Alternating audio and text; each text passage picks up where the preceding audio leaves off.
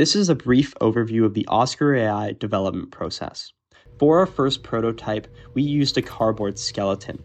As you can see, the image detection AI model was very accurate on this first go-around. However, the servo motors, while working and being wired correctly, did not produce enough force to actually rotate the platform.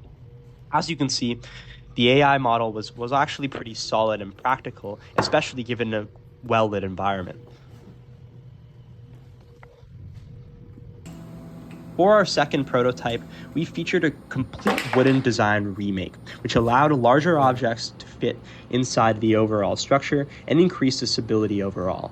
However, the ultrasonic sensors still produced false positives, and we needed a way to fix this, and it was also difficult to transport. The model accuracy also needed to be improved, as it was about 80% in completely ideal settings. For our prototype 2.5, we've improved the rotation of each of the motors, as well as completely discarded the ultrasonic sensor. Instead, we're opting for a software-based camera-driven solution, which is much more effective. As you can see here, the bottom is also completely open, and we've featured acrylic sheets to allow viewers and other consumers to be able to see the inside of the innovation. Round objects and scraps that we are using perform very well and are consistently identified in the correct bin. We've also featured lighting on the top, as you can see, which improves the software detection, making the data more consistent with the actual training. We've also calibrated each of the motors.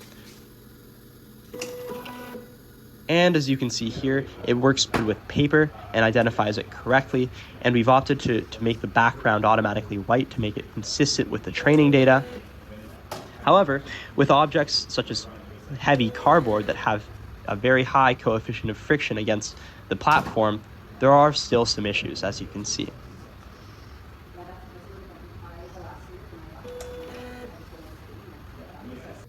That was the current state of development process for OscarAI. Thank you for listening, and let us know if you have any questions.